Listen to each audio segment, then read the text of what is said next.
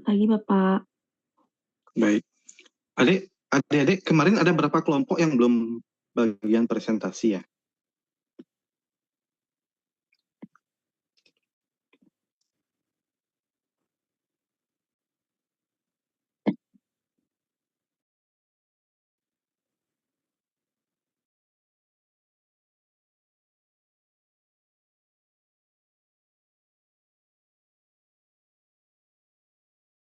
Selamat pagi, Bapak. Apakah suara saya terdengar? Ya, gimana, Dik?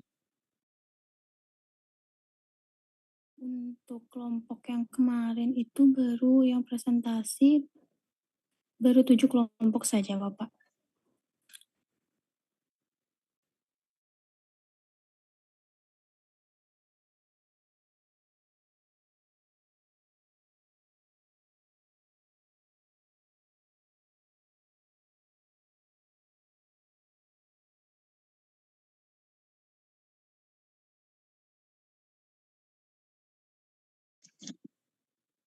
Baik, kalau begitu kita coba mulai dulu ya perkuliahan dengan melanjutkan presentasi dari kelompok yang belum presentasi kemarin, adik-adik ya.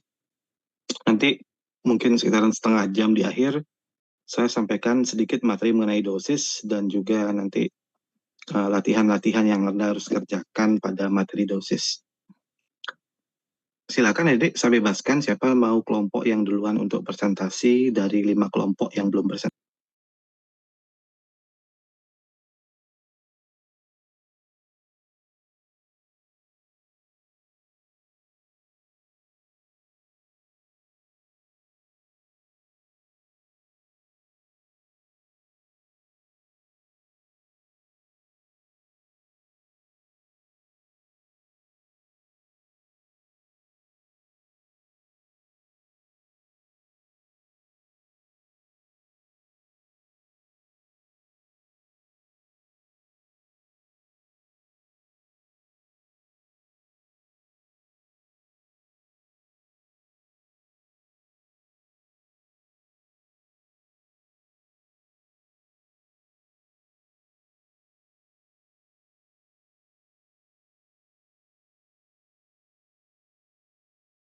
Bapak,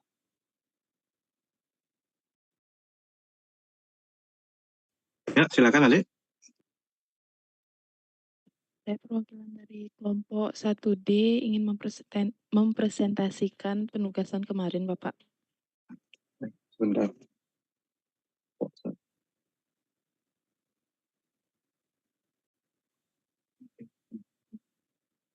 Baik, silakan adik.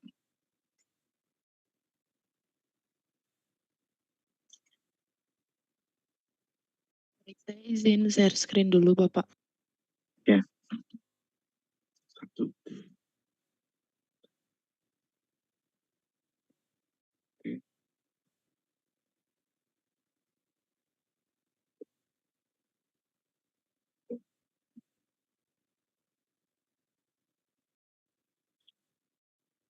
Satu.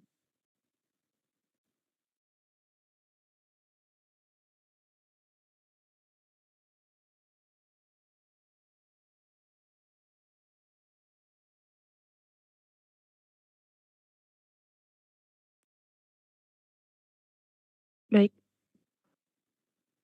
Selamat pagi, Bapak dan teman-teman semua. Di sini saya mewakili kelompok 1D dengan NIM 64 akan mempresentasikan terkait CDOB transportasi di industri.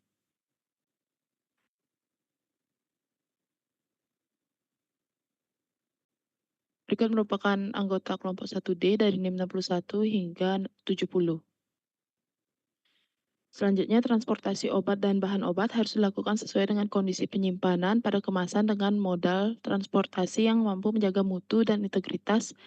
Setiap rute perjalanan direncanakan menggunakan pendekatan berbasis risiko dan diverifikasi agar kualitas tetap terjamin. Transportasi dan produk dalam transit, di sini seluruh proses transportasi obat harus memastikan keamanan produk dengan mencegah akses tidak sah dan menjaga kondisi penyimpanan yang sesuai. Kedua, pengiriman harus disertai dokumentasi lengkap dan dilaksanakan sesuai rencana yang jelas, serta menggunakan teknologi keamanan seperti GPS. Ketiga, kendaraan harus dalam kondisi baik dilengkapi sistem pengatur suhu dan bahan pembersih yang tepat. Selanjutnya, apabila terjadi kejadian tidak diinginkan, penerima harus segera melaporkan dan pesanan yang ditolak karena kerusakan harus dikembalikan. Selanjutnya, semua pengangkutan dan penerimaan harus memastikan obat tetap aman dan sesuai standar. Apabila terjadi tumpahan obat atau kerusakan wadah, harus segera dibersihkan dan dilaporkan. Pengemudi wajib memiliki izin dan mematuhi CDUB, pertimbangan alat suhu, suhu transport, kendaraan khusus, dan pengiriman sesuai alamat. Pihak ketiga diperbolehkan jika sesuai regulasi, waktu simpan di hubungan transportasi kurang dari 2 kali jadwal. Pembongkaran harus sesuai kondisi dan memenuhi kriteria, obat rusak, ED dipisahkan dan diblokir sistem, dan terakhir seluruh obat transit harus sesuai dokumen resmi. Obat dan atau bahan obat dalam pengiriman di sini menjelaskan syarat penanganan obat atau bahan obat selama pengiriman serta menjelaskan diperlukan SOP dan pencatatan. Tujuan penanganan di sini yaitu cara pengemasan dan jenis kemasan untuk pengangkutan, cara peletakan obat dan atau bahan obat dalam sarana transportasi, pemisahan berdasarkan bentuk sediaan dan atau risiko mutu dan kemasan lainnya, serta segel kemasan. Obat dan atau bahan obat tidak boleh mencemari dan tercemar oleh produk lain karena tindakan pencegahan terhadap pencurian, tumpahan, atau kerusakan. Kemudian transportasi obat dan atau bahan obat harus mampu menjaga mutu obat dan atau bahan obat. Di sini menjaga kondisi penyimpanan sebaik mungkin selama pengiriman. Ketiga, jika produsen mensyaratkan ketentuan penyimpanan dan transportasi yaitu suhu, kelembapan, dan lain-lain, diperlukan monitoring dan pencatatan pada saat proses transportasi dan produsen diizinkan untuk memperoleh dokumen tersebut. Diperlukan ketersediaan prosedur tertulis SOP yang mencakup pertama yaitu penanganan penyimpanan atas ketentuan penyimpanan yang spesifik, contohnya suhu. Kedua, transportasi yang tepat dan aman bagi obat dan atau bahan obat yang dikembalikan. Ketiga, keamanan untuk mencegah pencurian dan akses orang yang tidak berkepentingan terhadap obat dan atau bahan obat. Jadi di sini diperlukan sistem pencatatan yang mencantumkan nomor dokumen, tujuan pengiriman, nomor kendaraan yang digunakan, dan identitas pengemudi yang mampu telusur dalam proses pengiriman. Kontainer, pengemasan, dan pelabelan di sini yang pertama, penyimpanan dan pengangkutan obat. Kontainer tidak boleh mempengaruhi mutu obat, harus melindungi dari pengaruh eksternal dan kontaminasi, serta kontainer atau bahan pengemas didesain untuk mencegah kerusakan selama transportasi. Di sini pemilihan kontainer yang pertama persyaratan penyimpanan dan transportasi, kedua kapasitas ruang yang dibutuhkan, ketiga antisipasi suhu eksternal, keempat waktu transportasi termasuk transit atau pabean, terakhir status validasi kemasan dan kontainer. Ada juga label dan identifikasi, yaitu label harus berisi isi, cara penanganan, syarat penyimpanan atau transportasi, tindakan pencegahan untuk keamanan, serta gunakan nama, singkatan, atau kode internasional atau nasional. Selanjutnya ada keamanan dan penanganan. Di sini dokumentasi kerusakan, kehilangan dan pencurian dilaporkan ke instansi terkait, serta prosedur khusus untuk kontainer rusak, terutama yang berisi bahan beracun atau berbahaya. Transportasi obat dan atau bahan obat yang memerlukan kondisi khusus di sini yaitu mengandung zat berbahaya seperti beracun, radioaktif, atau bahan berbahaya lain yang beresiko tinggi, misalnya mudah terbakar, padatan tertentu, atau gas bertekanan. Barang-barang tersebut harus disimpan di area terpisah dan aman untuk mencegah resiko kebakaran, ledakan, atau penyalahgunaan. Diangkut menggunakan kontainer dan kendaraan yang aman dengan desain yang sesuai untuk menjamin keselamatan selama transportasi. Jadi selama penyimpanan dan transportasi harus mematuhi aturan nasional dan kesepakatan internasional terkait keselamatan dan pengendalian zat berbahaya. Di sini yang pertama ada kendaraan harus sesuai standar untuk menjaga stabilitas, integritas kemasan, dan mencegah kontaminasi. Kendaraan harus dirancang minim kesalahan, mudah dibersihkan dan terawat untuk menjaga mutu obat. Kendaraan dan peralatan yang digunakan harus khusus untuk obat. Ketersediaan SOP untuk memastikan segel, label, dan kebutuhan obat tetap terjaga selama transportasi. Membuat kontrak tertulis yang menjamin mutu obat dan kelengkapan dokumentasi. Yang keenam, kendaraan atau peralatan yang rusak diberi tanda jelas dan dilarang digunakan. Ketujuh, tersedia SOP perawatan, pembersihan, dan keselamatan kendaraan atau peralatan. 8. Kendaraan kontainer dan peralatan harus dijaga kebersihannya secara teratur. 9. Kendaraan kontainer dan peralatan bebas dari tikus, kutu, burung, dan hama lainnya. 10. Peralatan untuk membersihkan tidak boleh jadi sumber kontaminasi. Selanjutnya, peralatan untuk pemantauan kondisi harus dikalibrasi berkala, tersedia SOP pemisahan obat atau bahan obat yang ditolak, ditarik, dan dikembalikan. Tindakan untuk mencegah akses, perusakan, dan penyalahgunaan oleh pihak tak berkepentingan, dan terakhir pemuatan dan pembongkaran harus sistematis. Kontrol suhu selama transportasi di sini ada 975, yaitu pastikan transportasi memakai sistem suhu tervalidasi dan data suhu tersedia saat serah terima. Lakukan kalibrasi dan pemetaan suhu alat transportasi berpendingin secara berkala, gunakan dry ice atau cool pack tanpa kontak langsung dengan obat, dan latih petugas pengemasan. Kendalikan penggunaan ulang cool pack dengan pembeda jelas antara frozen dan chilled. Terakhir, sediakan SOP tertulis pengiriman obat sensitif suhu termasuk penanganan kondisi darurat. Baik, terima kasih. Sekian dari kelompok 1D. Sudah selesai, Bapak. Baik, terima kasih kelompok 1D tentang sistem transportasi untuk transportasi obat. Oke, kalau kita bicara transportasi dari produsen ke distributor, itu standar tadi. Ya. Lalu bagaimana kalau transportasi? Apakah di lapangan Anda bisa lihat ya layak dan memadai, tapi ada juga yang masih belum layak.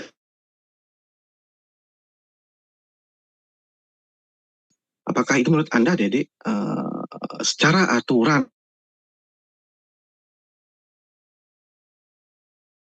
Maaf, Bapak, putus-putus suaranya.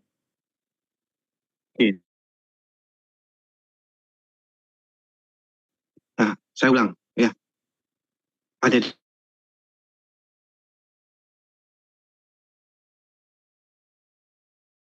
ketika mengirimkan obat ke konsumen, ya, kadang-kadang kalau kita amati di lapangan, masih banyak yang mungkin kita bisa lihat pengiriman obat dengan sepeda motor saat hujan, ya. Obat bisa basah segala macam. Nah, apakah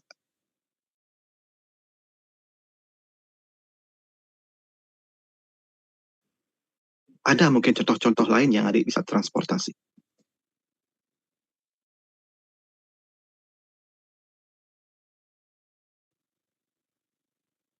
Bapak, saya izin mengulangi pertanyaan Bapak ya, karena tadi putus-putus. Jadi ketika mengirimkan obat ke konsumen, ketika diamati di lapangan masih banyak ada pengiriman obat dengan sepeda motor saat hujan.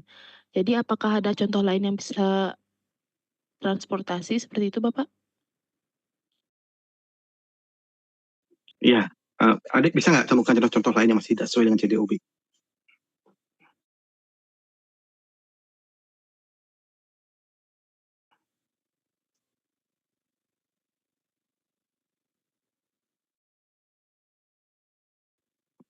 Contoh, apakah sudah diterapkan tuh pemisahan mana barang yang frozen, mana yang harus ditaruh pada chiller?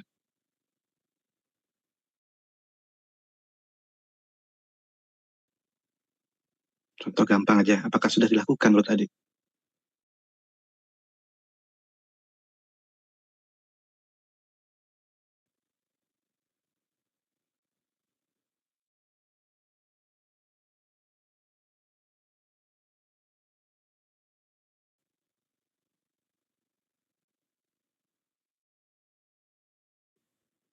Izin menjawab, Bapak.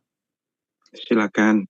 Terkait dengan pengiriman obat transportasi yang seperti menggunakan chiller itu, kalau dari di lapangan itu saya sempat udah lihat sih, Pak. Salah satunya sebut saja merek dari PBF Pentavalent, itu dia menyediakan beberapa obat yang Jangan ada. sebut nama PBF. Oh ya, maaf Bapak.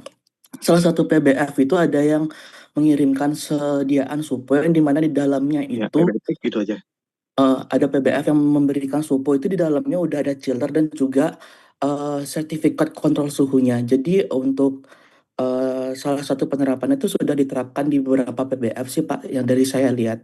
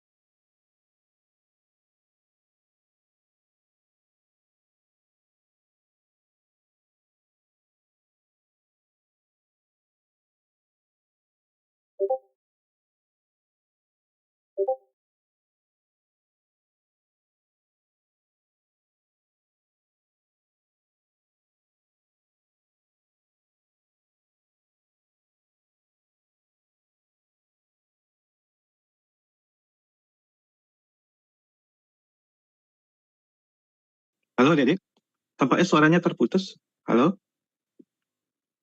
Eh, eh, Tadi saya sudah jawab sih Pak, mungkin sinyal Bapak sedang jelek ya.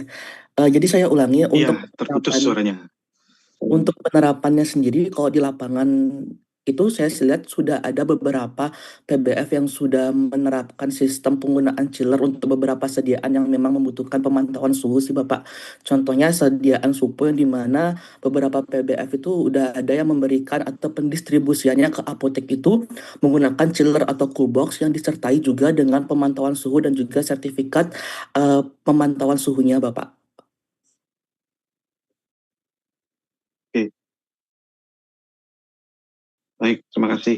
Terima kasih. Ya. Putus-putus jawabannya, tapi oke, saya akan nangkap. Jadi sudah ada yang menerapkan standar yang menggunakan untuk obat-obatan yang cold chain product sudah disesuaikan dengan membawa yang namanya chiller. Jadi, tapi adik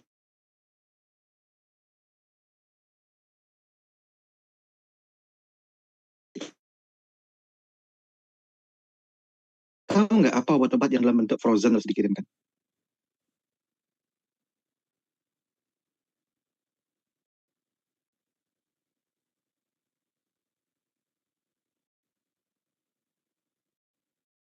Izin menjawab, Bapak. Mm-hmm. Perkenalkan, saya Tiwi dengan NIM 2550. Setahu saya dari PBF yang berada di lapangan yang memberikan produk-produk itu seperti supo,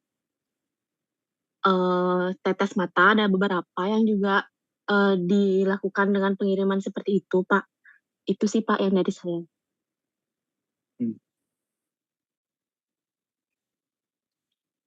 Baik, oke. Begini, ada obat-obat, contoh kayak beberapa vaksin, itu harus disimpan dalam kondisi yang beku. Nah, tapi ketika transportasi kan sulit sekali menjaga kondisi beku, jadi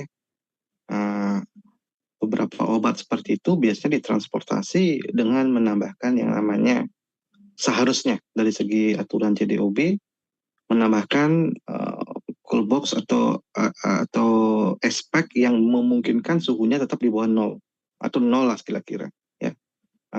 Ada juga beberapa obat yang tidak perlu sampai suhu beku ya. Cukup 2 sampai 8 derajat Celcius, misal 8 derajat Celcius itu masih bisa dikirimkan. Contoh kayak obat insulin itu 2 sampai 8 suhunya.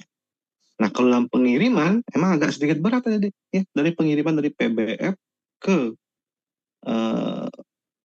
ke tempat sarana pelayanan kesehatan memang agak susah mentransportasi produk-produk yang beku ini ya, sehingga memang yang terjadi di lapangan adalah diakali dengan tetap menggabungkannya ke dalam chiller.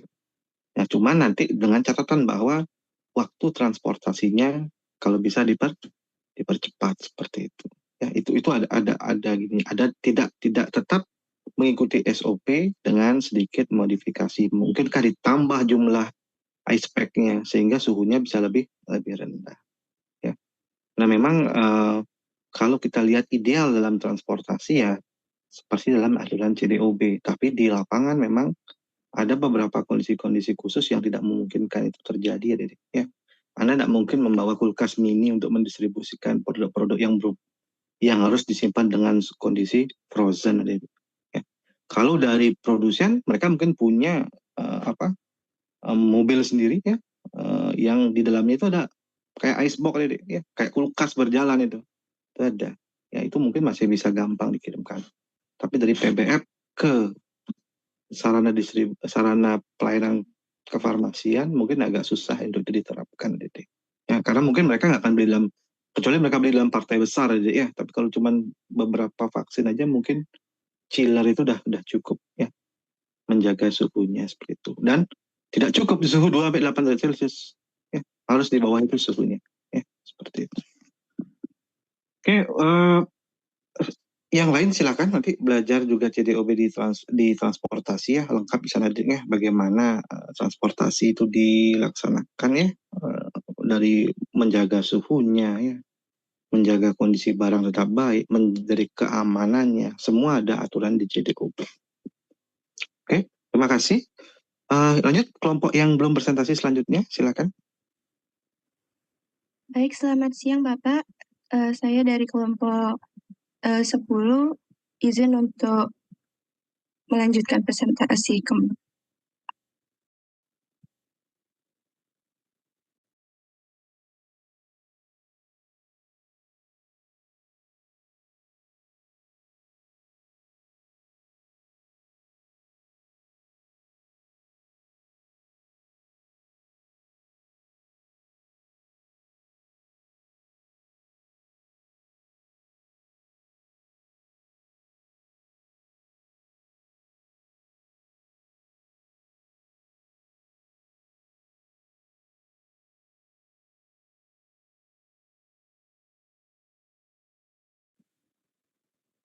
Baik, terima kasih atas kesempatannya Bapak. Kami dari kelompok E2 akan mempresentasikan mengenai ketentuan khusus bahan obat. Baik, langsung saja untuk yang pertama mengenai pengemasan ulang dan pelabelan ulang. Next slide. Yang pertama mengenai pengemasan ulang itu merupakan proses obat atau bahan farmasi yang telah dikemas sebelumnya kemudian dikemas kembali dalam kemasan baru yang bertujuan untuk melindungi produk obat dari kerusakan, kontaminasi, dan juga degradasi. Kemudian untuk pelabelan ulang merupakan suatu proses di mana informasi pada label kemasan obat yang sudah ada diperbarui atau diganti dengan informasi yang baru. Selanjutnya, kemudian untuk penggabungan dari bahan obat dalam satu batch, pengemasan ulang dan pelabelan ulang termasuk proses pembuatan harus disesuaikan dengan CPOB dan kemudian harus dengan perjanjian mutu. Untuk sertifikatnya itu dari COA asli wajib ada jika uji ulang, kemudian disertakan COA asli dan COA baru yang saling terlacak. Untuk catatan pengemasan batch juga harus lengkap. Hal-hal yang perlu diperhatikan khusus, yang pertama adalah kebersihan dan juga tingkat kehigienisan, yang itu dengan cara cegah kontaminasi silang atau campur baur, yang itu dengan cara diterapkan sanitasi dan higien yang baik. Yang kedua adalah pengelolaan label dan juga dokumentasi. Pengamanan stok label, pemeriksaan jalur pengemasan, pemeriksaan dalam proses, serta pemusnahan kelebihan label yang sudah tercetak dalam nomor batch. Semua label yang dilepas dari wadah aslinya dan contoh label baru yang dipasang selama kegiatan harus disimpan, yaitu dalam catatan pengemasan batch. Kemudian jika dalam proses lebih dari satu batch label, maka contoh masing-masing batch disimpan yaitu dalam catatan pengemasan batch. Yang terakhir itu integritas produk dan juga batch. Batch yang berbeda tidak boleh tercampur, kemudian identitas dan juga mutu produk harus tetap terjaga. Next slide. Kemudian selanjutnya mengenai pengemasan ulang dan pelabelan ulang, yang itu untuk kemasan dan lingkungan. Pengemasan ulang harus menggunakan kemasan primer dengan spesifikasi setara atau lebih baik dari kemasan asli. Dilarang memakai kemasan bekas atau daur ulang sebagai kemasan primer.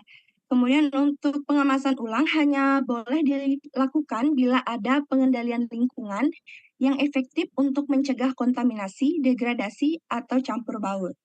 Untuk prosedur pengemasan, dalam pengemasan ulang, prosedur harus diikuti untuk memastikan pengendalian label agar tidak terjadi kekeliruan identitas.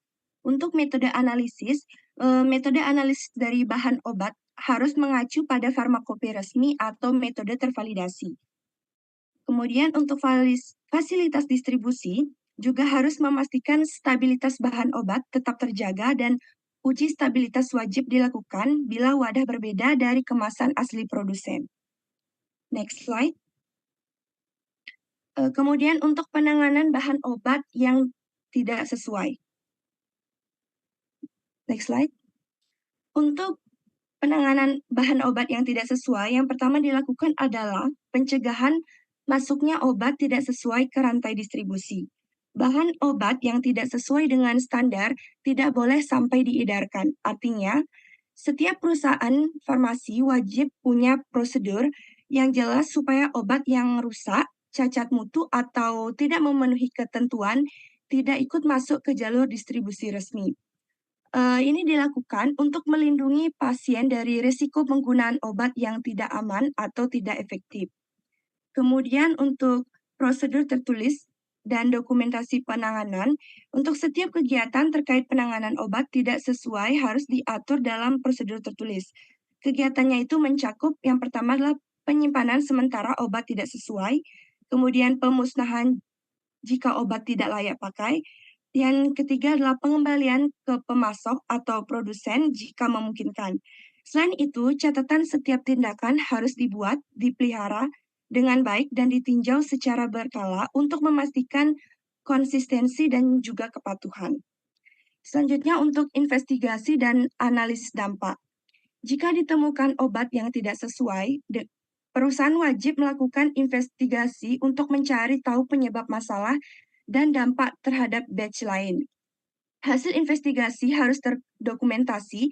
Jika perlu, perusahaan harus melakukan yang pertama, corrective action atau memperbaiki penyebab masalah yang sudah terjadi, dan juga preventive action, yaitu mencegah supaya masalah yang sama tidak terulang. Kemudian untuk larangan pencampuran dengan obat sesuai. Obat yang sudah jelas tidak sesuai tidak boleh digabungkan dengan obat yang baik. Hal ini dilakukan untuk bertujuan untuk menghindari risiko pencampuran sehingga mutu obat yang masih baik tidak ikut tercampur atau tercemar ataupun rusak. Next slide. Baik, untuk dokumentasi akan dilanjutkan oleh rekan saya. Terima kasih.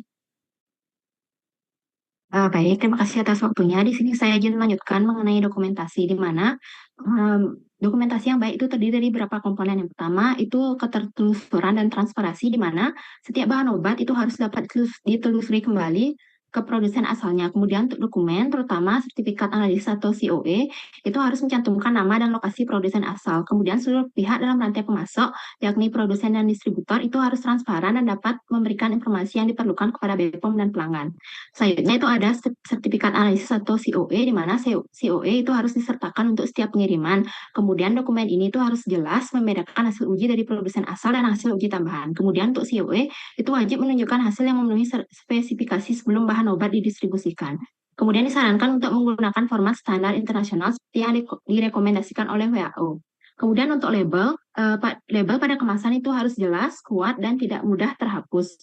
Kemudian informasi pada label itu wajib mencakup data penting seperti nama bahan obat, nama INN, jumlah yang terdiri dari berat atau volume, nomor batch dari produsen asal dan pengemas ulang jika ada, kemudian tanggal kadaluarsa atau tes ulang, kondisi penyimpanan dan tindakan penanganan, lalu nama dan alamat lengkap produsen asal serta kapasitas distribusi. Selanjutnya itu ada lembar data keamanan atau safety data sheets atau SDS, di mana lembar data keamanan itu harus selalu tersedia sebagai informasi penting tentang keamanan produk. Next slide. Baik, selanjutnya yaitu penjelasan khusus mengenai Certificate of Analysis atau COE, di mana untuk contoh COE itu dapat dilihat pada slide, yang mana COE itu merupakan dokumen resmi yang memuat informasi dan hasil pengujian secara rinci mengenai suatu produk atau bahan, di mana dokumen ini itu berperan sebagai bukti objektif bahwa produk telah melalui analisis menyeluruh dan sesuai dengan spesifikasi standar kualitas serta ketentuan regulasi yang berlaku. Adapun komponen utama dari COE itu yang pertama itu ada identitas produk yang terdiri dari nama produk, nomor batch atau lot, kemudian tanggal kadaluarsa, selanjutnya itu nama dan alamat produsen atau lembaga pengujian, selanjutnya spesifikasi atau standar yang diuji, parameter pengujian yang dilakukan, hasil pengujian kuantitatif, metode pengujian yang digunakan, kesimpulan, lulus atau gagal, kemudian tanda tangan atau persetujuan dari personel yang berwenang. Adapun peran COE yakni yang pertama menjamin kualitas dan keamanan, kedua kepatuhan dalam regulasi, yang ketiga itu transparansi dan kepercayaan pelanggan. Next slide. Baik, selanjutnya itu ada penyampaian informasi. di mana penyampaian informasi adalah proses menyampaikan atau memberikan data, keterangan, atau penjelasan dari satu pihak ke pihak lain agar pihak penerima tahu, mengerti, dan bisa bertindak sesuai informasi tersebut. Di mana hal-hal yang harus diperhatikan saat penyampaian informasi bahan obat diantaranya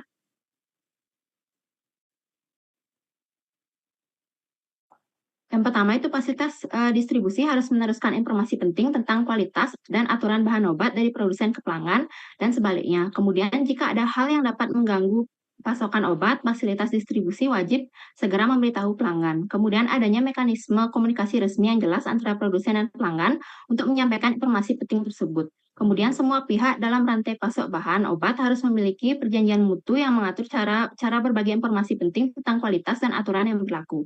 Kemudian fasilitas distribusi wajib memberikan nama dan alamat produsen, nomor batch, serta salinan sertifikat analisis kepada pelanggan. Next slide. Baik, sekian presentasi dari kelompok kami. Untuk waktu, saya kembalikan kepada Bapak Martadi. Terima kasih. Oke, adik coba kembali ke slide awal.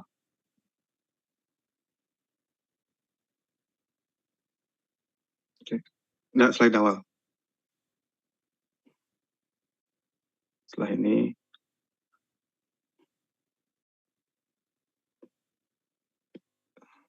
Nah, oke ini. Oke, baik. Saya ingin satu aja pertanyaan adik ya untuk ini pengemasan ulang dan pelabelan ulang. Nah, saya ingin bertanya kepada kalian, apakah produk-produk steril bisa dilakukan pengemasan ulang atau pelabelan ulang pada PBF? Silakan.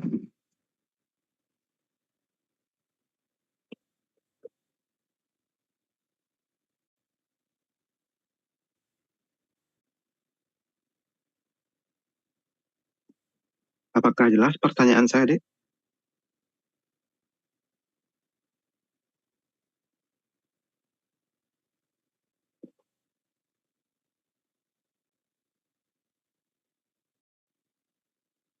Halo? Izin masuk Bapak, pertanyaan sudah jelas, mohon izin untuk kami mendiskusikan terlebih dahulu ya Bapak, mohon ditunggu sebentar.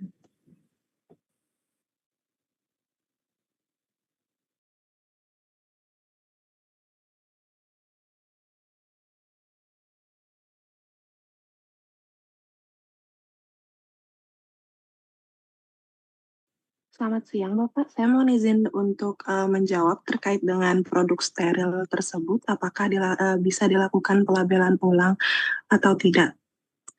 Untuk kemasan untuk produk-produk yang steril itu tidak boleh dilakukan pelabelan ulang, pengemasan ulang secara sembarangan karena untuk produk steril itu resiko untuk kontaminasi mikroba saat kemasannya itu sudah dibuka itu lebih besar daripada produk-produk yang non steril. Jadi produk-produk steril itu tidak boleh dilakukan pengemasan ulang secara sembarangan dan hanya bisa dilakukan pengemasan ulang apabila produsen atau pihak-pihak yang sudah mendapatkan izin secara resmi atau otorisasi resmi itu secara CPOB atau ISO itu sudah diperizinkan. Sekian jawaban dari saya. Mungkin Bapak apabila ada kesalahan dibantu koreksinya. Baik, terima kasih. Ya, oke. Udah tepat jawabannya. Jadi PBF tidak diperkenankan untuk melakukan pengemasan atau pelabelan ulang produk-produk steril ya, Dek ya. Nah, memang kalau kita bicara pengemasan ini ya, Dek, atau pelabelan ulang ini memang ada banyak syaratnya. Ya. Tapi memang khusus untuk produk steril itu tidak boleh adanya pengemasan ulang atau pelabelan ulang. Karena cenderung akan terjadi penyalahgunaan di sana. Contoh kalau kita amati, kenapa kok vaksin palsu bisa beredar, itu gara-gara ada pengemasan ataupun pelabelan ulang. Ya, setelah pengemasan dan pelabelan ulang, ya, yang dikerjakan pada produk-produk steril. Ya, jadi muncullah yang namanya vaksin palsu ya. Itu pernah tahun 2015, 2017 pernah. Nah, luar biasa itu kejadiannya ya. Nah, tapi memang beberapa sarana pelayanan kefarmasian diperkenankan melakukan yang namanya pencampuran produk-produk steril. Ya, contohnya kalau di rumah sakit ya itu bisa dilakukan namanya pencampuran produk steril jadi ya. Nanti mungkin ada kuliah namanya kuliah terapi parenteral, itu dijelaskan gimana pencampuran itu dapat dilaksanakan. Tapi tetap dengan menerapkan aturan yang ketat ya, seperti ruangannya harus khusus, pakaian yang digunakan juga harus mampu mencegah kontaminasi, cara kerjanya juga lah cara kerja yang meminimalkan adanya kontaminasi. Ya, seperti itu.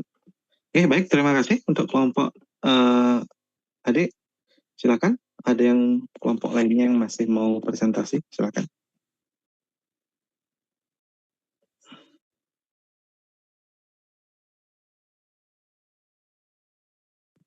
Izin Bapak untuk kelompok 2A untuk share screen, Pak. Silakan.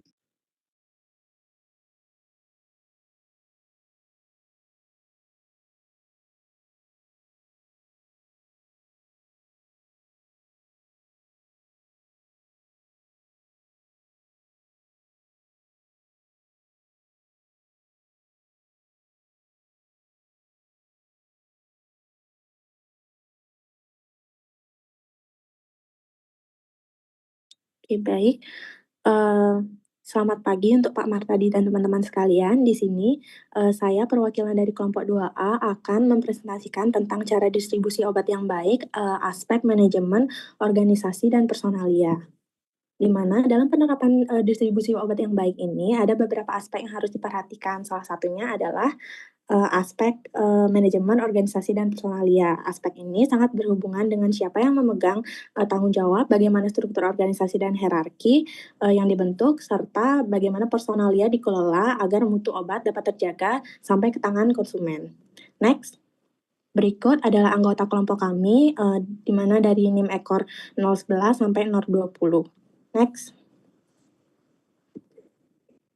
Di mana pertama-tama di sini saya akan menjelaskan tentang manajemen dan organisasi. Di mana organisasi dan manajemen ini memiliki peran penting dalam menjaga suatu mutu produk obat. Organisasi yang tersusun dengan jelas akan memastikan alur kerja, tugas, dan serta tanggung jawab setiap bagian dapat dipahami dan dijalankan dengan baik. Manajemen yang efektif mengatur agar setiap proses berjalan sesuai prosedur, meminimalkan risiko, serta mendukung tercapainya tujuan pelayanan secara optimal sehingga dengan adanya organisasi dan manajemen yang terstruktur, kualitas pelayanan dan mutu obat dapat lebih terjamin. Di mana berdasarkan CDOB 2020 ada beberapa poin yang di dalam manajemen dan organisasi ini. Yang pertama, harus ada struktur organisasi yang jelas dengan pembagian tugas dan tanggung jawab serta wewenang yang terdefinisi.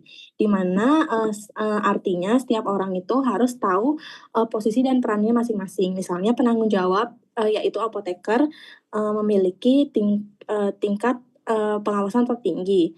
Lalu diikuti oleh di bawahnya manajemen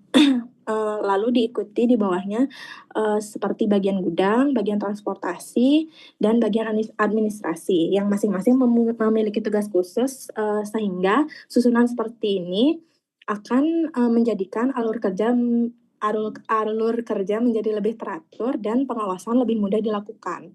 Lalu yang kedua itu ada tugas dan tanggung jawab harus didefinisikan secara jelas dan dipahami oleh personil. Di mana seartinya ini setiap karyawan itu harus mengetahui perannya masing-masing sehingga proses distribusi berjalan sesuai standar. Lalu yang ketiga, tidak ada personel yang boleh dibebani tanggung jawab yang berlebihan. Ini misalnya tidak boleh ada pekerja yang mengurus penerimaan, penyimpanan, pengiriman sekaligus karena ini akan meningkatkan risiko kesalahan dan meningkatkan human error, seperti itu. Lalu yang keempat adalah manajemen harus menjamin tidak ada konflik kepentingan yang dapat mempengaruhi kualitas produk. Di mana sebagai contoh, seorang penanggung jawab apoteker tidak boleh memiliki usaha distribusi pribadi yang dapat menimbulkan bias dalam pengambilan keputusan. Lalu yang terakhir ada prosedur keselamatan harus diterapkan untuk melindungi personel, fasilitas, dan produk. Next.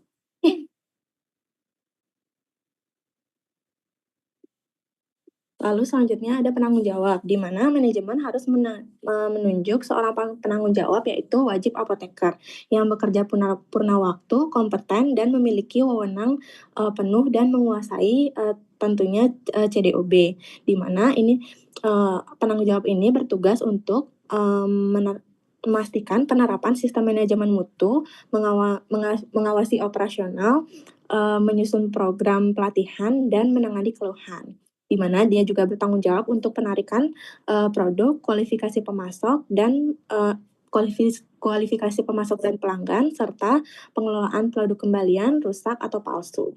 Sekian presentasi dari saya, silahkan dilanjutkan. Terima kasih atas kesempatan yang diberikan. Saya izin melanjutkan presentasi dari kelompok 2A. Soalnya pada bagian personalia, untuk prinsip personalia itu yang pertama di mana personel itu harus terkualifikasi dan terlatih. Yang kedua, seluruh personel itu harus memahami tanggung jawab setiap tugasnya berdasarkan prinsip CDOB, di mana setiap personel ini harus memperoleh pelatihan awal yang berkesinambungan termasuk instruksi higienis yang berkaitan dengan pekerjaannya. Next. Soalnya untuk ketentuan umum, penanggung jawab harus seorang apoteker yang sudah memenuhi kualifikasi dan kompetensi sesuai dengan peraturan perundang-undangan. Manajemen puncak seharusnya menetapkan dan menyediakan sumber daya yang memadai dan tepat untuk menerapkan dan menjaga atau memelihara. Tiap personel tidak boleh dibebani tanggung jawab yang berlebihan sehingga menimbulkan risiko terhadap mutu. Next. Cara membentuk dan menjaga personalia yang memenuhi standar, di mana setiap personel ini harus diberikan pelatihan, yaitu berupa pelatihan dasar dalam teori dan praktek sistem mutu industri farmasi dan CDOB, di mana pelatihan ini harus mencakup aspek identifikasi dan menghindari obat dan atau obat palsu yang dapat memasuki rantai distribusi. Setiap personel baru harus memperoleh pelatihan sesuai dengan tugas dan tanggung jawab yang diberikan kepadanya. Pelatihan khusus bagi personel yang bekerja di mana kontaminasi dapat menimbulkan bahaya pada beberapa tempat, yaitu berupa area penanganan bahan yang berpotensi tinggi, toksik, yang bersifat infeksius. Di mana pelatihan berkesinambungan ini seharusnya juga diberikan dan efektivitas penerapannya seharusnya dinilai secara berkala. Next. Seharusnya untuk program higienis, di mana yang rinci seharusnya disiapkan dan disesuaikan dengan berbagai kebutuhan di pabrik. Program tersebut seharusnya mencakup prosedur yang berkaitan dengan praktik kesehatan dan higienis serta pakaian personel. Yang pertama itu menjaga menjalani pemeriksaan kesehatan pada setiap personel pada perekrutan. Pada awal perekrutan, sesudah pemeriksaan kesehatan awal, seharusnya dilakukan pemeriksaan kesehatan yang berisiko terhadap produk. Yang kedua yaitu setiap orang yang memasuki area pembuatan seharusnya menggunakan pakaian pelindung sesuai dengan kegiatan yang akan dilakukannya. Yang ketiga, makanan, minuman, mengunyah, merokok, membawa makanan, minuman, obat-obatan dari luar itu dilarang di dalam area produksi. Next.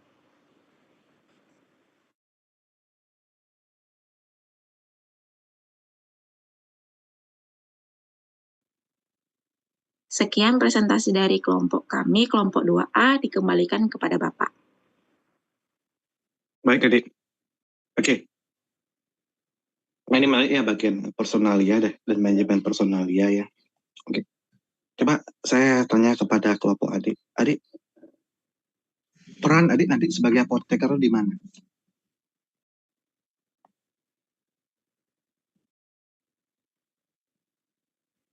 Izin menjawab, Bapak. Peran kami sebagai apoteker itu menjadi penanggung jawab pada sistem distribusi ini, Pak. Bukan, peran Adik dalam bidang personalia dan manajemen ini.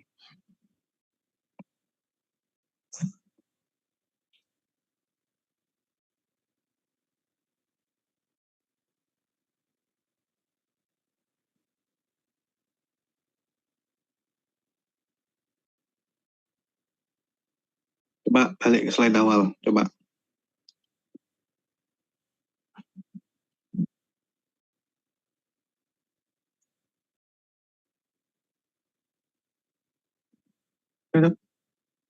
Yang slide tadi.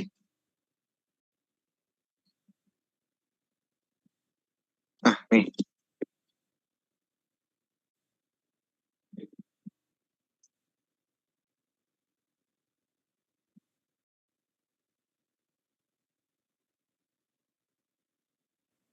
Izin menjawab Bapak terkait peran kita nanti sebagai apoteker di bagian di bidang distribusi farmasi. Yang pertama itu terkait dengan kita merekrut dan juga menempatkan SDM.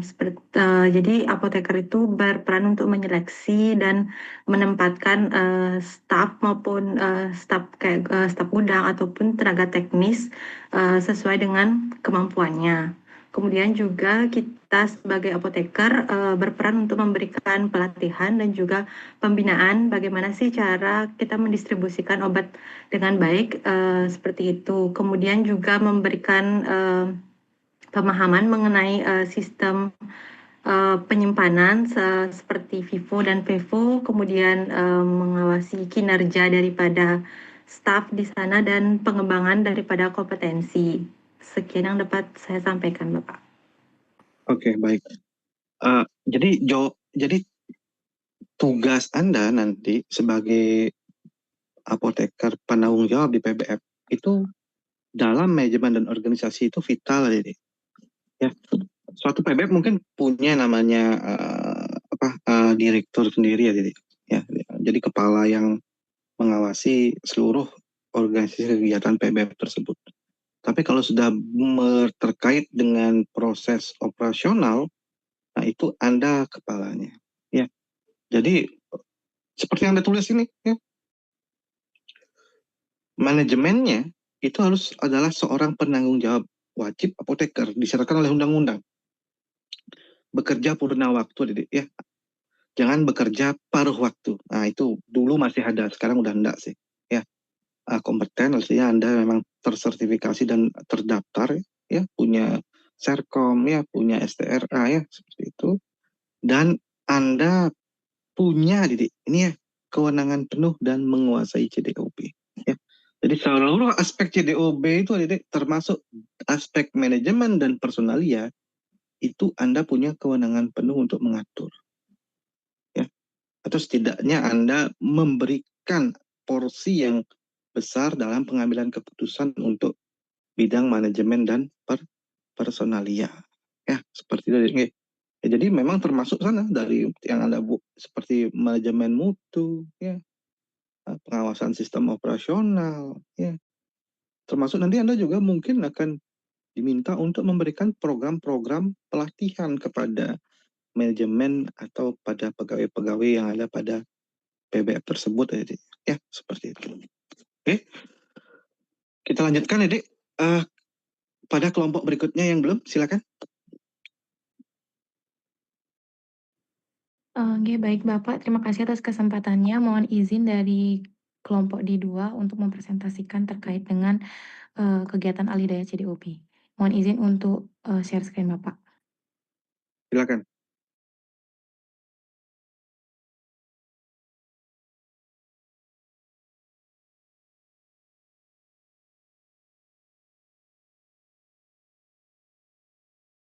Baik, sebelumnya terima kasih atas kesempatannya. Di sini kelompok D2 akan memaparkan terkait dengan poin mengenai kegiatan alidaya atau outsource activities dari Peraturan BPOM Nomor 20 Tahun 2025 tentang standar cara distribusi obat yang baik. Bisa next slide? Baik, di mana kelompok D2 kelas D ini beranggotakan dari NIM 71 sampai 80. Selanjutnya. Yang pertama, akan dijelaskan mengenai definisi dan juga hal-hal umum mengenai kegiatan alidaya, di mana dalam penerapan standar CDOB ini ada yang disebut sebagai dengan kegiatan alidaya, yang merupakan setiap kegiatan yang dialihkan kepada pihak lain atau alidaya, di mana kegiatan ini harus dilakukan dengan jelas, resmi, dan juga terdokumentasi, di mana setiap bentuk kerjasama atau kontrak ini antara pihak pemberi tugas dan penerima tugas itu wajib dibuat secara tertulis dan tetap harus mengikuti ketentuan dari CDOB itu sendiri. di mana kontrak ini mencakup beberapa aspek seperti aspek keamanan, khasiat, dan mutu yang meliputi satu, seperti pemanfaatan gudang atau ruang penyimpanan yang harus juga sesuai dengan aturan CDOB. Kemudian yang kedua itu kerjasama dengan penyedia jasa seperti transportasi atau pengendalian hama, kebersihan, kualifikasi, ataupun validasi komputer. Dan juga yang ketiga adalah alih daya pengujian bahan obat. Contohnya itu kita meminjam laboratorium, namun laboratorium ini harus bersertifikat CPOB ataupun laboratorium yang memang terakreditasi resmi. Di mana kontrak ini juga dapat mencangkup pemanfaatan sistem elektronik untuk distribusi obat secara online dan harus sesuai dengan ketentuan hukum. Di mana pelaksanaan kontrak ini harus memang sesuai dengan perundang-undangan dan terdapat beberapa syarat kontrak yang meliputi pemberi kontrak ini sendiri wajib ada persetujuan BPOM atas perubahan atau penambahan fasilitas gudang atau ruang. Kemudian yang kedua, penerima kontrak ini sendiri juga wajib lapor ke BPOM jika ada perubahan denah bangunan gudang ataupun ruang. Dan yang ketiga, gudang atau ruang dari penerima kontrak ini harus memenuhi persyaratan dari CDOB itu sendiri, di mana fasilitas distribusi yang ditunjuk untuk menyimpan obat wajib mengikuti aturan dan juga standar mutu seperti standar dari CDOB dan juga CPOB. Dan subkontrak itu boleh dilakukan, tapi hanya dalam kondisi tertentu dan dengan izin pemberi kontrak. Selanjutnya akan dilanjutkan oleh rekan saya. Baik, terima kasih. Saya izin untuk melanjutkan presentasi yang tadi sudah dijelaskan secara umum mengenai kegiatan alih daya. Selanjutnya adalah penjelasan secara khusus mengenai pemberi kontrak. Jadi, pemberi kontrak itu adalah pihak utama yang memegang kendali penuh atas mutu dan keamanan obat, meskipun sebagian proses distribusinya itu dilakukan oleh pihak ketiga. Nah, pemberi kontrak ini wajib melakukan penilaian terhadap penerima kontrak sebelum kerja. Kemudian pemberi kontrak ini memberikan uraian tugas kepada penerima kontrak, kemudian memberikan instruksi kerja dan melakukan pengawasan berkelanjutan. Sekian dari saya, akan dilanjutkan oleh rekan saya. Baik, selanjutnya adalah penerima kontrak. Jadi penerima kontrak wajib menjalankan tugas sesuai CDOB dengan dukungan fasilitas, peralatan, dan juga SDM yang kompeten. Tidak mengalihkan pekerjaan tanpa persetujuan dan audit, serta menghindari kegiatan yang dapat menurunkan mutu obat, dan juga melaporkan setiap kejadian yang berpotensi mempengaruhi kualitas obat kepada pemberi kontrak. Yang dimana penerima kontrak ini harus melakukan kepatuhan regulasi, yang dimana pihak penerima kontrak wajib mengikuti standar CDOB, dan yang kedua adalah kompetensi dan fasilitas, harus memiliki tenaga kerja terlatih, tempat dan peralatan yang memadai, serta wawasan dan pengalaman untuk menjalankan tujuan dari pemberi kontrak. Kemudian yang ketiga adalah larangan alih tugas sembarangan, yang dimana pekerjaan tidak boleh dipindah tangankan ke pihak lain tanpa evaluasi persetujuan dari pemberi kontrak, serta audit terhadap pihak ketiga. Kemudian yang keempat adalah menjaga mutu produk, yang dimana dilarang melakukan aktivitas lain yang berpotensi mengganggu kualitas obat ataupun bahan obat. Dan yang terakhir adalah pelaporan insiden. Setiap kejadian yang bisa mempengaruhi mutu obat atau bahan obat harus segera dilaporkan kepada pemberi kontrak. Baik, selanjutnya akan dilanjutkan oleh rekan saya. Terima kasih. Baik, selanjutnya adalah mengenai kontrak. Jadi di sini yang pertama adalah kontrak tertulis. Jadi untuk kontrak tertulis ini sendiri, dia harus memuat tanggung jawab dari masing-masing pihak, baik itu dari pemberi dan penerima kontrak. Dan kontrak tertulis ini dilakukan untuk mencakup kepatuhan terhadap CDOB, pencegahan dari produk-produk palsu, pelatihan dari personel, persediaan subkontrak, dan audit secara berkala kepada penerima kontrak dari pemberi kontrak. Kemudian untuk kontrak transportasi obat, di mana di dalamnya tentunya memuat mengenai rute pendistribusian obat yang jelas, prosedur obat apabila ada yang rusak ataupun hilang, kemudian bagaimana prosedur pengembalian dengan berita acara yang telah disepakati, kemudian laporan kehilangan dan investigasi bersama terkait proses dari transportasi obat apabila terjadi insiden dalam prosesnya. Kemudian yang ketiga adalah mengenai kontrak pada bagian penyimpanan obat, di mana untuk persyaratan kontrak terkait penyimpanan harus mencakup penanganan kehilangan ataupun kerusakan pada obat apabila terjadi, kewajiban pelaporan dan investigasi bersama antara penerima dan pemberi kontrak, serta pelatihan CDOB kepada penerima kontrak oleh pemberi kontrak agar penyimpanan obat-obatan tersebut harus sesuai. Kemudian distribusi obat secara online, di mana untuk kontrak distribusi obat online ini wajib memuat izin PBF untuk mengakses audit trade melalui sistem dari PSE atau PPMSE.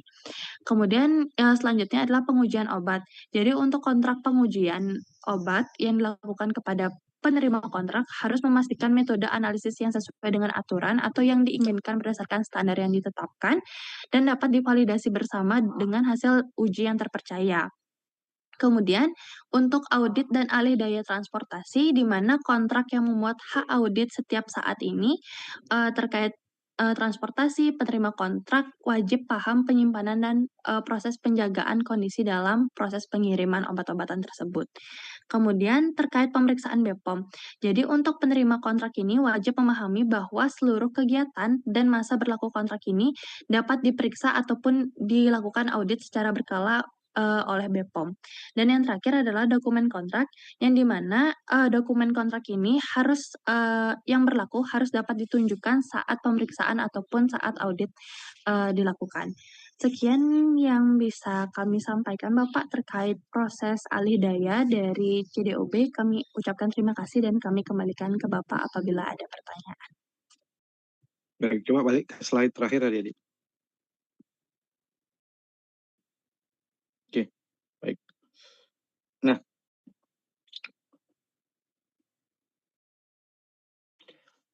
Oke, ini mungkin terkait dengan yang transportasi obat ya. Tadi memang untuk Anda sebenarnya bisa mengalihdayakan kegiatan-kegiatan yang bukan tidak vital ya. Mungkin kalau dialihdayakan Anda bisa memfokuskan energi dari perusahaan ke satu bidang ya, ke bidang yang lain ya. Memang dalam beberapa hal ya kegiatan-kegiatan ini bisa dialihdayakan ke pihak luar. Contohlah ketika transportasi obat. Ini paling gampang kita ambil contoh ya. Nah, daripada Anda membeli mobil, melakukan meng-hire orang untuk khusus mentransportasi obat tersebut ya, yang tentu saja akan menghabiskan biaya yang besar. Jadi kita bisa melakukan tindakan untuk alih daya transportasi tersebut ya ke pihak ketiga ya. Nah, hanya saja Dedek, apa sih peran apoteker nanti di sini ya Dedek, ketika misalnya kita melakukan alih daya transportasi deh ke pihak ketiga. Peran Anda di sini sebagai apa? Silakan. Izin menjawab Bapak. Jadi untuk peran apoteker dalam proses transportasi, utamanya dalam kegiatan alih daya, karena kita ada kerjasama dengan pihak lain, tentunya pada saat transportasi ini kita harus memastikan bagaimana obat-obatan yang ingin didistribusikan itu dengan transportasi yang tepat, baik itu dari segi penyimpanannya, apakah mobil ataupun alat yang digunakan untuk mentransportasikan sesuai dengan obat-obatan yang ingin kita distribusikan, khususnya juga beberapa obat-obat seperti yang terkait dengan transportasi tadi, yang cold chain product, jadi memang yang harus dengan penyimpanan tertentu, harus kita pastikan juga dalam proses pendistribusiannya itu sesuai atau tidak. Kemudian juga untuk beberapa obat-obatan yang memang memerlukan administrasi dan lain sebagainya, untuk keperluan administrasi dan lain sebagainya juga harus kita bisa awasi dari hasil pendistribusian itu yang kita ajak kerjasama dengan pihak lain. Mungkin dari teman-teman ada yang ingin menambahkan? Izin mungkin saya menambahkan dikit aja, tadi yang dikatakan oleh Mas Ari sudah sangat lengkap. Mungkin di sini ada tambahannya kalau misalnya apoteker itu harus yang pertama-tama tuh harus memastikan kontrak dulu kepada pihak ketiga yang memuat persyaratan CDOB seperti gimana pengendalian suhunya yang sudah dikatakan tadi, keamanan transportasinya, dokumentasi dan juga tanggung jawab hukumnya kalau misalnya nanti di tengah jalan terjadi sesuatu yang tidak diinginkan. Mungkin itu saja yang bisa saya tambahkan. Terima kasih. Oke, baik. Terima kasih Dedek atas jawabannya. Silakan lanjut ke ada satu kelompok yang belum ya, silakan.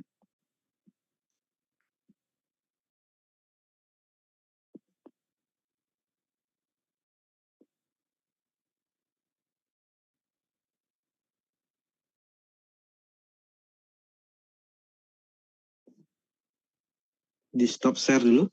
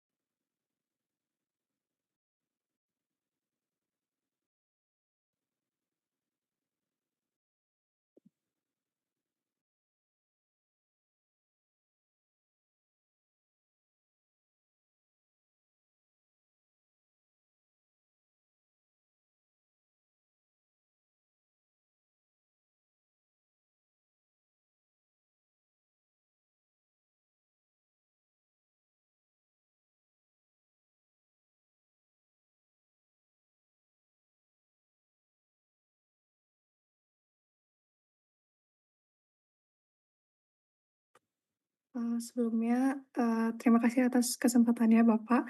Di sini kami dari kelompok 5 kelas C, pada siang hari ini akan mempresentasikan materi kami dengan materi inspeksi diri. Next slide.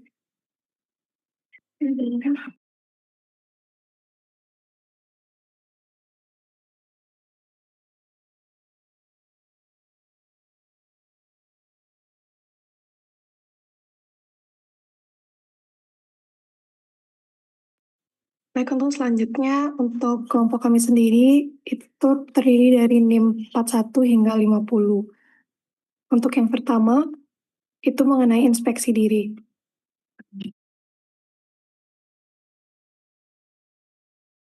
Inspeksi diri ini sendiri merupakan suatu kegiatan audit mutu internal yang dilakukan secara berkala oleh pihak internal suatu organisasi atau di sini industri farmasi.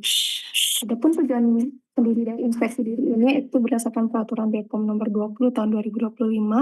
Tujuan dari inspeksi diri ini yaitu yang pertama untuk memantau pelaksanaan dan kepatuhan terhadap pemenuhan CDOB, dan yang kedua itu untuk bahan tindak lanjut langkah-langkah perbaikan yang diperlukan. Next slide.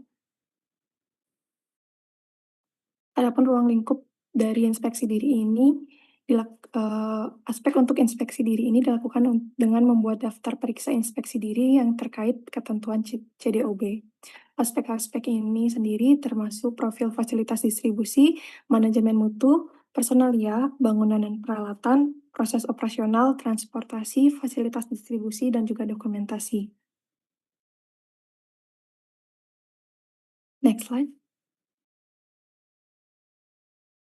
Untuk fungsi inspeksi diri ini dapat dibagi menjadi 4 secara umum. Yang pertama itu memantau kepatuhan terhadap prosedur, di mana untuk memastikan seluruh kegiatan distribusi obat sesuai dengan standar CDOB dan peraturan regulator.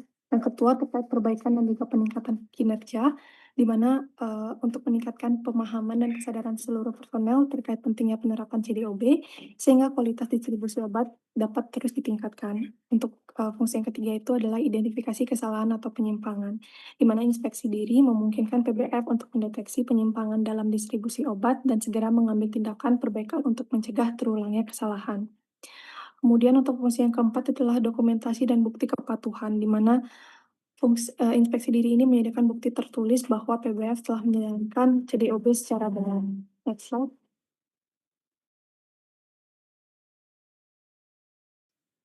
Baik, selanjutnya adalah manfaat inspeksi diri, yaitu yang pertama menjamin mutu produk.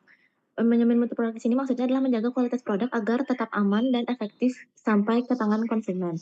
Yang kedua ada mencegah kerugian dan tindakan hukum, yaitu mengurangi potensi kesalahan distribusi, kerugian finansial, dan pelanggaran hukum.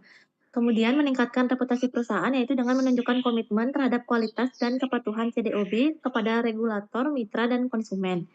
Dan terakhir yaitu memfasilitasi proses audit eksternal, yaitu di mana dokumentasi hasil inspeksi diri itu harus lengkap dan terstruktur sehingga mempermudah proses audit eksternal dan sertifikasi serta menunjukkan adanya transparansi dan akuntabilitas perusahaan.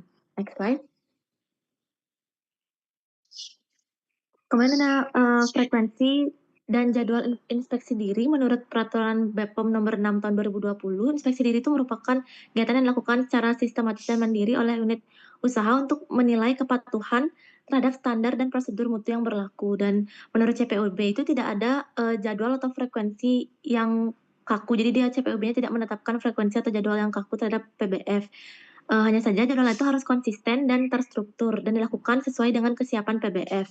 Kemudian dapat dilakukan perbagian dengan jadwal itu inspeksi dirinya itu minimal 1 kali dalam setahun dan dapat dilakukan lebih awal pada masing-masing area sebelum inspeksi terjadwal atas instruksi dari QA. Next slide. Kemudian untuk pelaksanaan inspeksi diri ini, yang pertama aspek untuk inspeksi diri ini dilakukan dengan membuat daftar periksa inspeksi diri yang terkait dengan ketentuan CDOB. Adapun beberapa aspek yang diperiksa itu meliputi personalia, fasilitas, pemeliharaan peralatan, penyimpanan bahan dan produk, kemudian produksi, pengawasan mutu hingga dokumentasi. Adapun di sini 3 tahapan inspeksi diri, yaitu yang pertama tahap perencanaan dengan menentukan pertemuan dengan pihak terkait, jadwal dan area yang akan diinspeksi, kemudian menyiapkan daftar checklist dan melakukan review laporan yang terdahulu. Kemudian tahapan pelaksanaan itu dilakukan dengan yang pertama, inspeksi dilakukan sesuai jadwal area yang telah disepakati, kemudian inspeksi dapat dilakukan dengan pengamatan langsung atau wawancara karyawan. Selanjutnya, pengumpulan dan pemeriksaan dokumen dapat dilakukan dengan melalui pengisian checklist dan melakukan identifikasi ketidaksesuaian. Nah, selanjutnya itu ada tahap evaluasi dengan melakukan tindak lanjut, diskusi dan klarifikasi, kemudian dilakukan dengan penutupan inspeksi dan penyusunan laporan inspeksi. Next slide.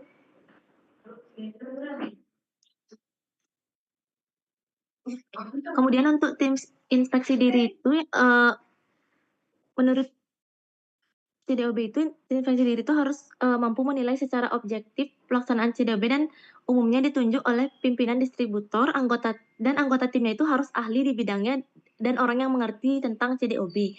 Dan biasanya anggota tim inspeksi ini terdiri dari apoteker penanggung jawab atau APA dan apoteker penanggung jawab teknis atau APJT, kemudian personil QA atau QC, personel operasional gudang atau logistik, kemudian personel yang berpengalaman di bidang distribusi, dan personel independen dari luar area yang diperiksa.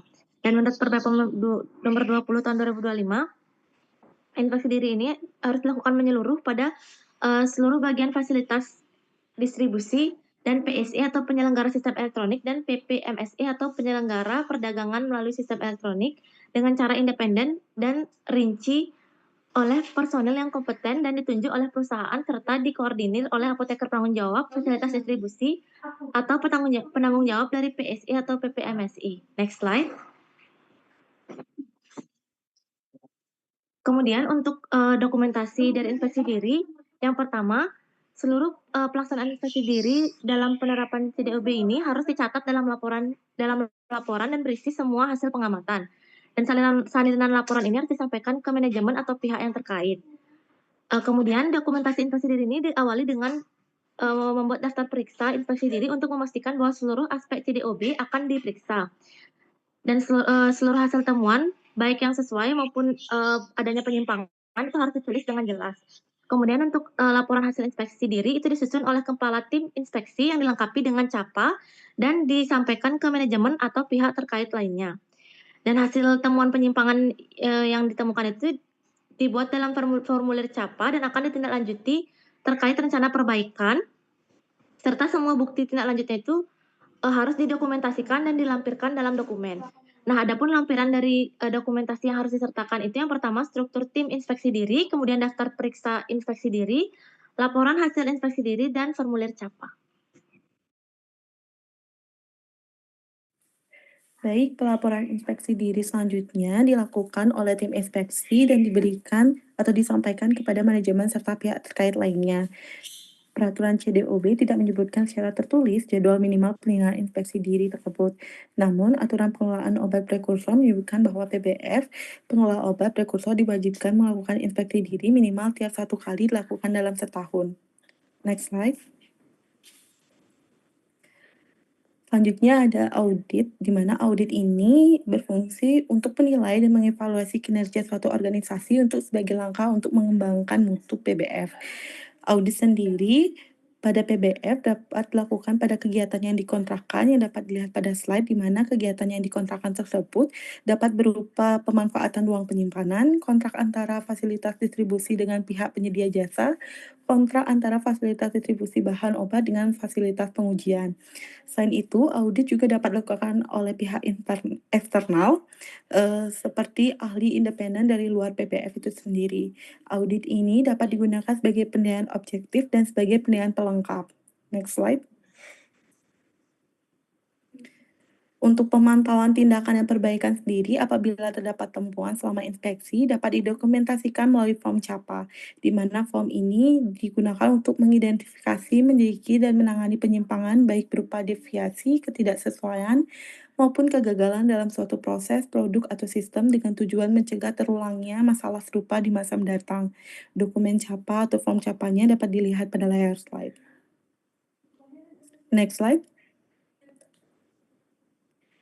Untuk kepatuhan regulasi, di mana memastikan kepatuhan terhadap regulasi distribusi farmasi adalah kunci menjamin keamanan, mutu, dan efektivitas produk.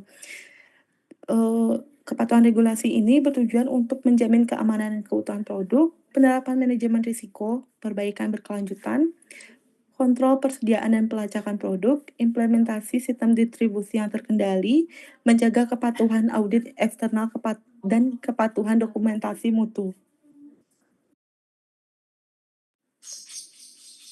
Adapun daftar pustaka yang kami gunakan dapat dilihat pada layar slide.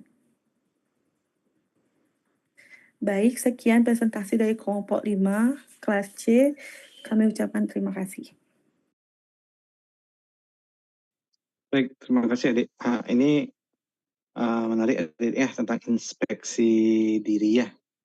Kalau kita di kampus namanya audit mutu internal. Jadi adik-adik sebagai apoteker di PBF ya, memang punya peranan penting dalam proses inspeksi diri ini ya. Karena adik memang punya kewenangan untuk mengawasi proses ya, proses operasional yang ada di PBF ya. Nah, mungkin saya harus tekankan adik dalam kegiatan inspeksi diri ini tidak ada satu PBF pun yang sempurna ya. Tidak ada yang namanya satu PBF yang sempurna adik ya. Meskipun Anda sudah punya SOP yang terkait operasional ya, terkait personalia ya, terkait transportasi ya. Tapi kadang-kadang menjalankan SOP itu tidak semudah itu adik ya. Ada kondisi-kondisi di lapangan yang memungkinkan Anda mungkin tidak mengikuti SOP. Contoh, meskipun Anda punya SOP, belum tentu SOP tersebut dipahami oleh personel Anda. Ya.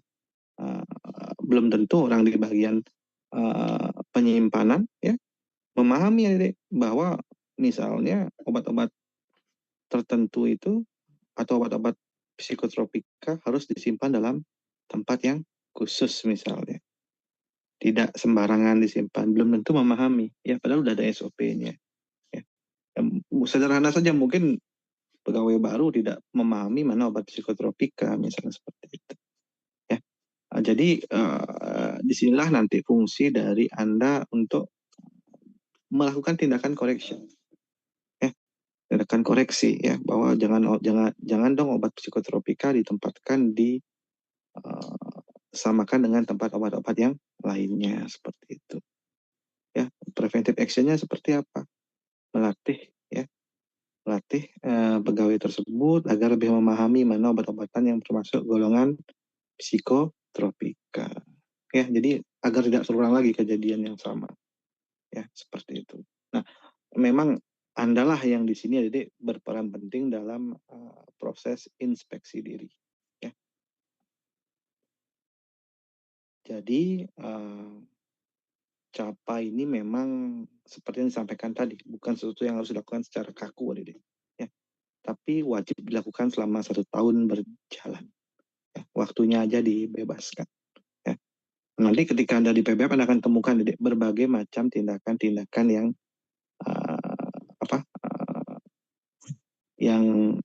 yang bisa diperbaiki pelan-pelan. Ya, Anda akan temukan di PBF ada yang PBF yang tempat penyimpanan obatnya tidak ada pengatur suhu. Anda akan temukan tuh, ya, akan temukan. Oke, demikian mungkin untuk CDOB, karena memang inti dari materi perkuliahan kita di sini adalah tentang distribusi. Ya. Jadi nanti ketika Anda PKPA di PBF, pegang CDOB tersebut, Adik, lihat realitanya di lapangan. Ya, itu yang penting sekali, Adik. Pegang CDOB tersebut, lalu Anda lihat bagaimana realita penerapannya di lapangan. Ada PBF yang menerapkan dengan sangat baik CDOB. Ya. Tapi ada juga yang masih belum. Ya, tidak apa-apa. Ya. Tidak apa-apa, yang penting yang belum tersebut sudah ada rencana tindak lanjut untuk perbaikan. Nanti Anda akan mengamati lebih rinci. Oke, saya mungkin masuk sedikit 15 menit ada waktu Adik untuk materi pendosisan. Ya. Kenapa ini materinya penting Adik? Karena nanti ini berkaitan dengan ketika Anda di komunitas Adik, ya, bagaimana Anda memberikan dosis di sarana-sarana pelayanan kefarmasian. Nah, saya mohon bantuan kepada koordinator mata kuliah, tolong di-share-kan PPT-nya Adik. Tadi saya sudah kirimkan. Tolong dibantu untuk share. Ya. Nah, ini Adik sebenarnya materi yang mungkin Adik sudah pahami dengan sangat baik Adik, ya, karena dari Adik S1 mungkin udah berulang kali diajar Adik bagaimana cara menghitung dosis Adik.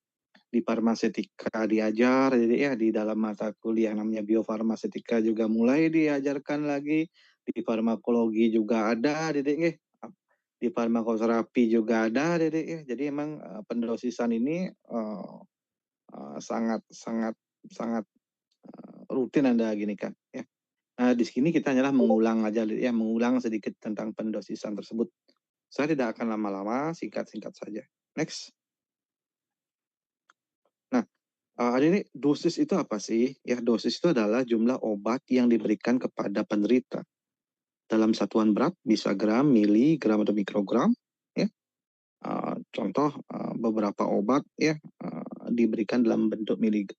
Bukan beberapa sih, sebagian besar obat Adik diberikan dalam jumlah miligram Adik, ya, 500 miligram paracetamol seperti itu misalnya. Ada juga beberapa obat yang diberikan dalam satuan mikrogram Adik. Contoh beberapa hormon itu mikrogram bentuknya, ya. Nah, ada juga yang dalam satuan misalnya liter atau mililiter atau unit-unit lainnya seperti unit internasional. Beberapa antibiotik menggunakan unit-unit internasional Adik, ya, yang menunjukkan bahwa itulah unit aktivitas dari obat-obat tersebut. Nah, kecuali dinyatakan lain Adik, dosis yang tercantum itu adalah dosis yang memberikan efek terapeutik pada penderita dewasa. Ya.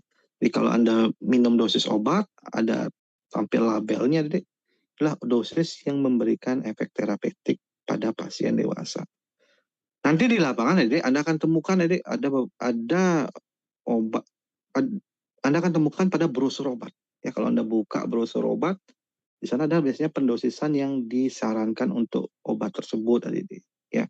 Dalam brosur ataupun label tersebut, Anda bisa amati berapa banyak dosis yang diberikan untuk pasien dewasa, untuk anak-anak dalam umur rentang tertentu, juga ada pendosisannya. Nah, untuk di anak-anak di bawah 2 tahun, kebanyakan memang dalam pendosisan itu diminta untuk menghubungi dokter, ya, seperti itu. Nah, next. Nah, dari yang tadi Adik, kita bisa melihat bahwa dosis obat itu ditunjukkan untuk memberikan efek farmakologi bagi pasien. Nah, hanya saja memang ada batasan-batasan dalam pemberian dosis obat. Nah, Anda mungkin akan kenal 3 istilah ini ya, atau sudah kenal istilah ini. Dosis maksimum, dosis terapi atau dosis lazim, dan dosis minimum. Ya. Nah, kenapa sih ketiga istilah dosis ini penting, adik-adik? Mari kita lihat sedikit ya, kita ulang pelajaran farmakokinetika sedikit, adik-adik. Next. Nah, ini adik ya. Nah, ini contoh adik ya, contoh grafik ketika kita memberikan dosis melalui rute peroral adik kepada pasien. Nah, adik-adik, bagaimana efek terapi itu muncul, itu bisa dilihat dari satu indikator adik ya, yang namanya kadar obat di dalam darah atau kadar obat dalam plasma. Ini indikator yang bisa memberikan gambaran kepada kita berapa banyak sih obat yang masuk ke dalam tubuh kita dan berapa banyak obat yang nantinya bisa menimbulkan efek terapi. Nah, ketika Anda minum obat, adik, kadar obat dalam darah Anda akan meningkat. Artinya obat terserap, ya, terabsorpsi dalam lambung Anda atau dalam usus Anda, ya. Lambat laun, adik, obat akan mencapai namanya minimum effective level. Ya. Jadi, ketika obat mencapai minimum effective level ini, adik, obat mulai menunjukkan reaksi farmakologinya. Ya. Di bawah minimum effective level, obat tidak akan menunjukkan reaksi farmakologi. Lalu, obat yang Anda minum akan semakin meningkat dosisnya, nanti mencapai dosis maksimal. Ya. Jadi itulah kadar obat tertinggi dalam darah. Lewat dari titik maksimum ini, adik, kadar obat akan turun, adik, karena terjadi proses metabolisme dan eliminasi obat di dalam tubuh Anda sampai nanti kadarnya turun lagi di bawah minimum effective level. Ya. Jadi ketika dia turun sana, adik, Anda mungkin tidak akan merasakan efek farmakologi. Ya. Anda akan merasakan efek farmakologi ya ketika di atas minimum effective level. Ya. Nah, dari sini, adik, nanti ada istilah dosis minimum dan dosis terapi. Ya. Jadi dosis minimum adalah jumlah obat yang minimal diberikan yang masih memunculkan efek terapi. Ya, jadi itulah batasan jumlah obat minimal yang harus diberikan kepada pasien untuk menimbulkan efek terapi. Di bawah batasan tersebut, adik, obat itu sama kayak Anda makan gulai kambing, adik ya. Mungkin tidak akan menimbulkan efek terapi apapun, adik. Ya. Nah, satu lagi yang menarik, adik, jika Anda meminum obat dalam kondisi berlebihan atau dalam interval waktu yang dekat, adik, kadang-kadang kadar obat dalam darah Anda bisa meningkat di atas yang namanya minimum toxic level. Ya. Jadi garis batas efek toksik muncul, adik. Nah, ketika Anda minum obat di atas garis batas ini, adik, Anda akan mengalami yang namanya efek samping, bukan efek samping, ya, efek toksik dari obat tersebut. Ya, misalnya kalau Anda minum obat paracetamol seperti yang kita kasus tadi, adik, Anda mungkin akan mengalami namanya penumpukan metabolit nafki yang bisa merusak hati Anda. Ya.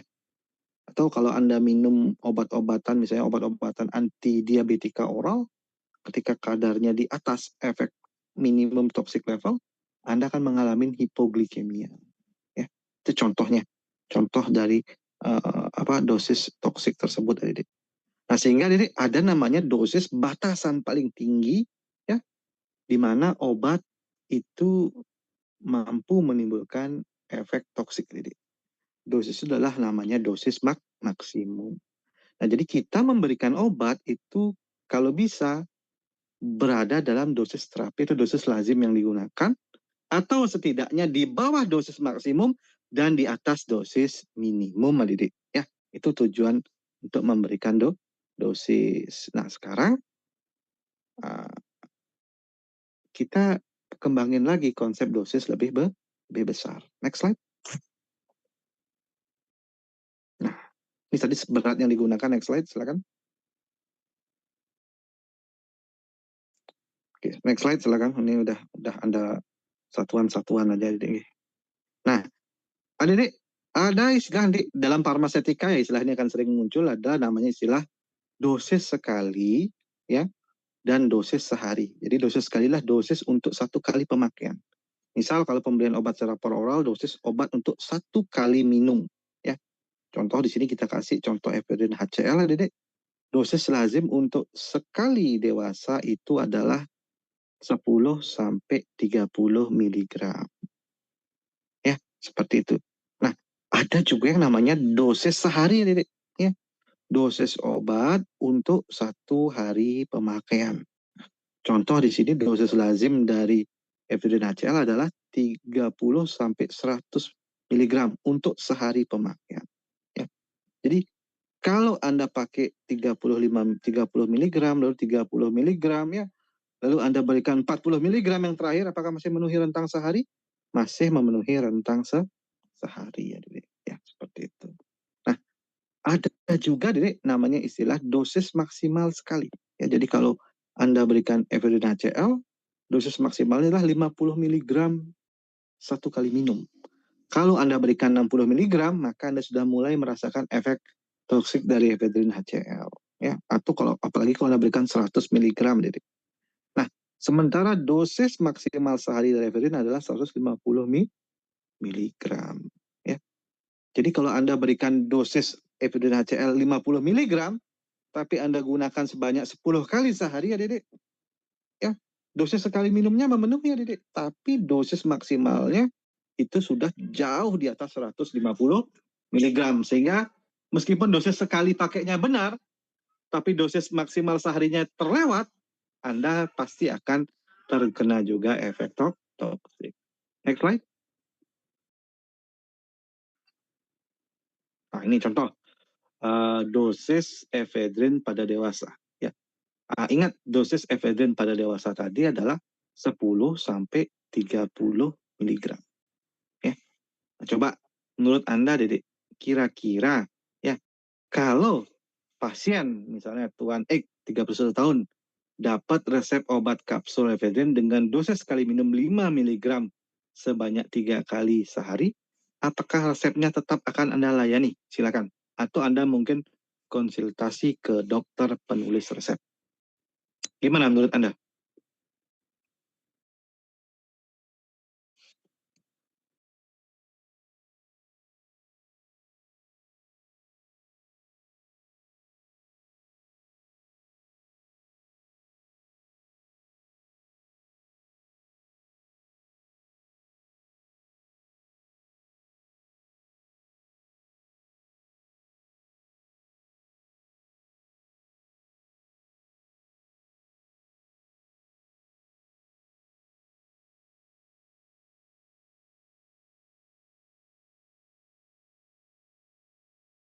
Mohon izin mencoba menjawab, Bapak.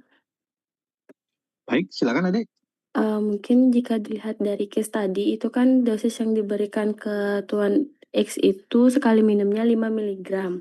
Jika dilihat dari penjelasan Bapak sebelumnya, yang mana dosis sekali minum atau dosis lazim sekali dewasa itu untuk ephedrine rentangnya 10 hingga 30 mg untuk pemberian 1 kali. Jadi jika dilihat untuk diminum 1 kalinya, pada case tadi ini itu masih di bawah dari dosis lazim untuk 1 kali pemakaian. Kemudian jika kita lihat untuk 1 harinya, yang mana 1 harinya itu diberikan sebanyak 3 kali. Jadi kalau dikalkulasiin itu menjadi seharinya itu diminum sebanyak 15 mg, yang mana itu jadinya dilihat dalam sehari dosis lazimnya itu rentangnya itu kan ada 30 sampai 100. Jadi masih di bawah dari dosis lazimnya. Mungkin untuk interpretasinya atau kesimpulannya itu dapat dilakukan konsultasi kepada dokter penulis resep. Mohon koreksinya Bapak jika ada yang kurang tepat. Terima kasih.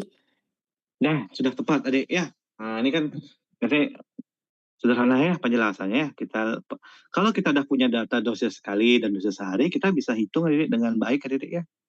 Apakah dia kita layani resep atau kita konsultasi lagi dengan dokter penulis resep. Dalam hal ini underdose semua Dedek ya, dosisnya. Silakan lanjut lagi.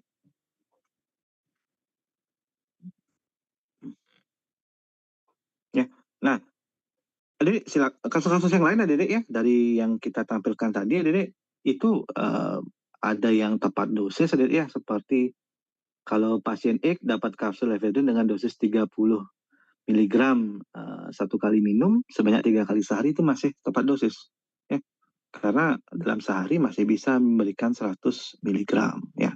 Begitu juga dengan yang dosis kali minumnya 45 mg ya, diberikan sebanyak 3 kali sehari, ini masih bisa juga Dek, karena apakah meskipun dia di atas dosis lazim Dek, dia masih dalam artian itu di bawah dosis maksimal ya. Jadi maksimal Anda bisa memberikan 50 mg efedrin sekali minum ya. Kalau kali 3, 45 kali 3, 135 mg masih dalam rentang di bawah dosis maksimal. Tapi ini tidak lazim digunakan ya, tapi masih dalam rentang ya, sehingga masih bisa diperbolehkan. Yang tidak diperbolehkan adalah ketika yang warna merah Dedek ya, pasien dapat 45 mg, dosis sekali minumnya masih di bawah 50 mg, tapi minum sebanyak 4 kali sehari ya. Jadi frekuensi dan jumlah pemakaian juga ternyata berpengaruh Dedek terhadap pasien tersebut ya, seperti itu. Oke, nah selain dosis-dosis tadi Dedek, dosis terapi, dosis maksimum yang toksik Dedek, ada juga namanya dosis letal Dedek. Ya, ini adalah dosis yang kalau diberikan itu nanti pasien biasanya tidaklah mengalami gejala keracunan Dedek, tapi kematian ya. Contoh Dedek, kalau Anda memberikan dosis letal pada obat-obat indeks terapi sempit ya, kayak siklosporin Dedek ya, warfarin Dedek, itu berbahaya kalau Anda bisa berikan ketika dia mencapai dosis letal Dedek ya. Paracetamol aja Dek, kalau Anda berikan dalam dosis letal itu bisa berbahaya ya. Contoh kalau Anda berikan ada kasus keracunan, orang minum paracetamol 20 tablet satu kali minum, itu bisa terjadi keracunan yang parah Dek ya, bahkan kematian karena kerusakan pada organ hatinya gara-gara penumpukan metabolit yang toksik. Nah, yang menarik ada di istilah initial dose, loading dose, dan maintenance dose. Nah, istilah ini bisa Anda temukan pada obat-obatan yang bentuknya diberikan secara oral tapi lebih banyak pada obat-obatan yang diberikan secara parenteral.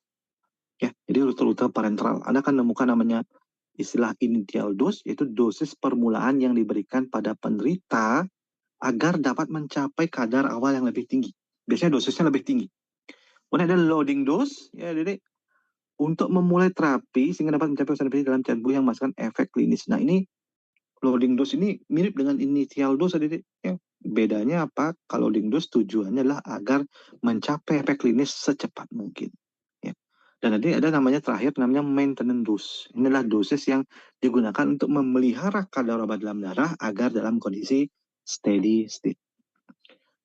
Sedikit lagi Dedek, saya mungkin butuh waktu 5 menit lagi. Kalau ada kelas mungkin 12.10 ya mulai kelas selanjutnya ya.